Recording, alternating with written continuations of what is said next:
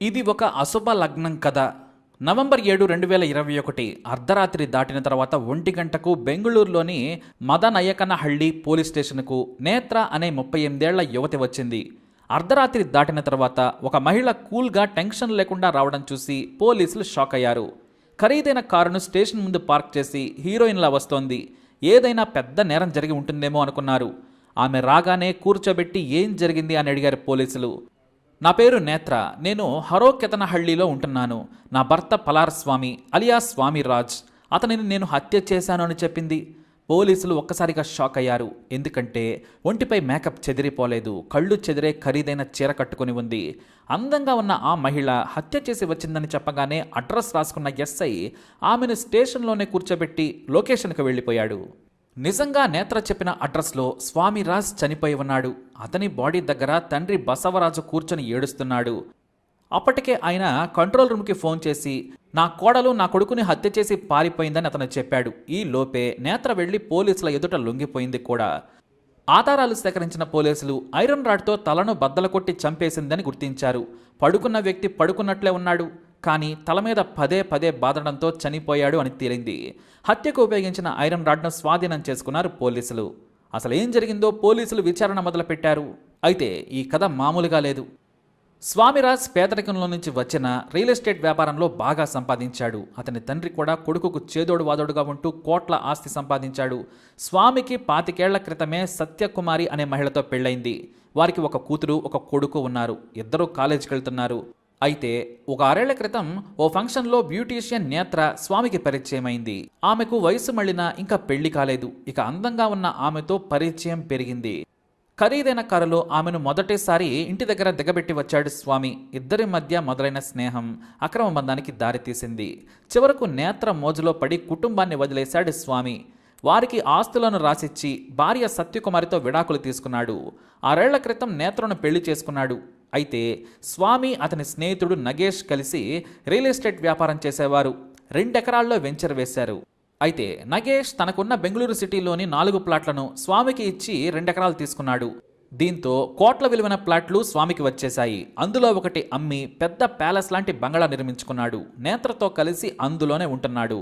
ఇక ఇది ఇలా ఉండగా స్వామి గత కొద్ది నెలల నుండి తన స్నేహితుడి భార్యపై కన్నేశాడు.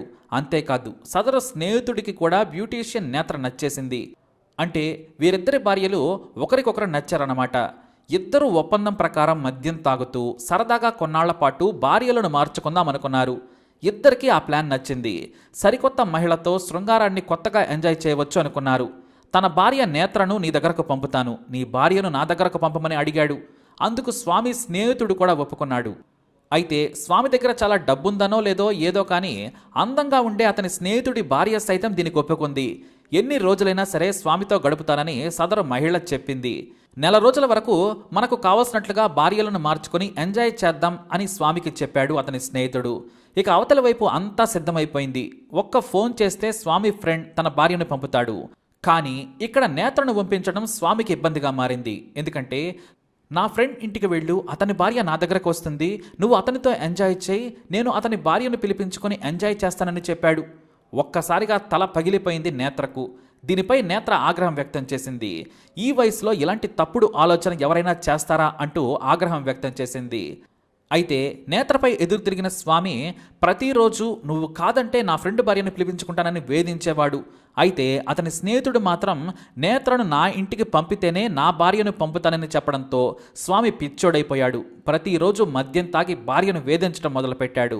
ఆస్తి ఉంది, అందమైన భార్య ఉంది, అయినా నన్నెందుకు వేరే వ్యక్తి దగ్గరకు వెళ్ళమంటున్నావని నిలదీసింది. నీ వయసు 46, నా వయసు 35 ఏళ్లే.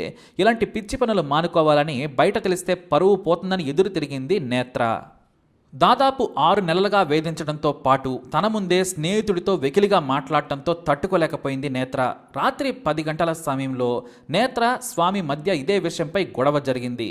ఇక రాత్రిపూట మద్యం తాగి పడుకున్న తర్వాత 12:30 బెడ్పై గాఢ నిద్రలో ఉన్న స్వామి తలపై పలుమార్లు ఐరన్ రాడ్తో బాది చంపింది నేత్ర. అదే సమయంలో స్వామి తండ్రి బసవరాజు రావడం చూసి ఐరన్ రాడ్ను పక్కన పడేసి బయటికి వెళ్ళిపోయింది. ఆ తర్వాత కారు తీసుకుని పోలీస్ స్టేషన్కు సరాసరి వెళ్ళి లొంగిపోయింది నేత్ర. ఇది అక్కడ వరకు జరిగిన అసలు కథ. ఇక ఆ తర్వాత ఎవరి వర్షన్ వారిది. బసవరాజు వర్షన్ అంటే స్వామి తండ్రి యొక్క వర్షన్ ఎలా ఉందంటే, నా కోడలి ప్రవర్తన నాకు అనుమానంగా ఉంది. ఈ మధ్యకాలంలో కోట్ల విలువైన భూములు నా కొడుకుకు దక్కాయి. ఇప్పుడు కట్టుకున్న కొత్త ఇల్లుతో పాటు మరో 3 ప్లాట్లను కూడా తన పేరు మీద రిజిస్ట్రేషన్ చేయమని వేధిస్తోంది.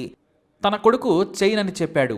ఈ ఆస్తులన్నీ మొదటి భార్యా పిల్లలకు ఎక్కడ ఇస్తాడో అనే భయంతో చంపిందని, ఇప్పుడు భార్యను వేరే వ్యక్తి పడకలోకి వెళ్లమన్నందుకే చంపానని అబద్ధం చెబుతోందని ఆరోపించాడు. నా కొడుకు కట్టుకున్న భార్యను వేరే వ్యక్తి దగ్గరకు పంపే వ్యక్తి కాదన్నాడు స్వామి తండ్రి బసవరాజ్.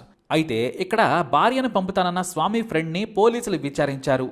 అతను చెప్పిన నిజమేమిటంటే, ఈ వైఫ్ ఎక్స్చేంజ్ ప్లాన్ నిజమని తేలింది. పెళ్లాలను మార్చుకోవటం ఏంట్రా వెదవల్లారా అని పోలీసులు స్వామి ఫ్రెండ్కు అతని వైఫ్కు చేవాట్లు పెట్టేశారు. నేత్ర చెప్పింది నిజమేనని తేల్చారు. ఇంకా ఏమైనా విషయాలుంటే విచారణ చేస్తామని, స్వామి హత్య వెనుక ఇంకెవరైనా ఉన్నారా అనేది ప్రాథమికంగా తేలలేదని చెప్పారు. ఇక బసవరాజ్ తన కొడుకు గురించి నీతులు చెప్పడంపై నేత్ర ఆగ్రహం వ్యక్తం చేసింది. పెళ్ళాం పిల్లలు ఉండగానే వారిని వదిలేసి నన్ను పెళ్లి చేసుకోలేదా? నేను బోరు కొట్టగానే వేరే మహిళ కోసం పాకులాడుతున్నాడని ఆగ్రహం వ్యక్తం చేసింది. ఇక బసవరాజ్ సైతం పెళ్లిన మగాడితో వచ్చిన నువ్వు నీతులు చెప్పొద్దని ఆగ్రహం వ్యక్తం చేశాడు. తాను హత్య చేసి జైలుకు వెళితే ఆస్తులను నేనెలా అనుభవిస్తాను అని నా ఆత్మాభిమానాన్ని అవమానించొద్దు అని నేత్ర ఆగ్రహం వ్యక్తం చేసింది. అయితే తన భార్యను స్వామి దగ్గరకు పంపిస్తానన్న స్నేహితునిపై నిఘా పెట్టారు పోలీసులు. అతని భార్య సైతం స్వామి దగ్గరకు ఎందుకు వస్తానంది? ఏ భార్య అయినా పరాయి పురుషుడి దగ్గరకు వెళ్తానని చెప్పదు. కానీ ఎందుకు వెళ్తానని చెప్పిందనే దానిపై విచారణ సాగుతోంది. భార్యలను మార్చుకుని ఎంజాయ్ చేద్దామనుకున్న ఇద్దరు స్నేహితుల కథ ఇది. కర్ణాటక సోషల్ మీడియాలో వైరల్గా మారిపోయింది. ఇక ఇదిలా ఉంటే స్వామి మొదటి భార్య సైతం ఆస్తి కోసమే నేత్ర హత్య చేసింది అని కేసు పెట్టింది. పోలీసులు అన్ని యాంగిల్స్లో ఈ కేసును విచారిస్తున్నారు. మొత్తానికి ఇక్కడ దరిద్రమైన విషయం ఏమిటంటే, ఇద్దరు భార్యలను మార్చుకొని శృంగారం అనుభవించటం. స్వామికి పుట్టిన ఈ బుద్ధి వల్లే అతడు ఇప్పుడు లేకుండా పోయాడు. మరి నేత్ర చేసిన దానిపై మీ అభిప్రాయం ఏంటి? మీ కమెంట్ తప్పనిసరిగా చేయండి. అలాగే ఇలాంటి ఇన్ఫర్మేషన్స్ కోసం ఈ వీడియోని లైక్ చేయండి, షేర్ చేయండి, మా ఛానల్ని సబ్స్క్రైబ్ చేసుకోండి.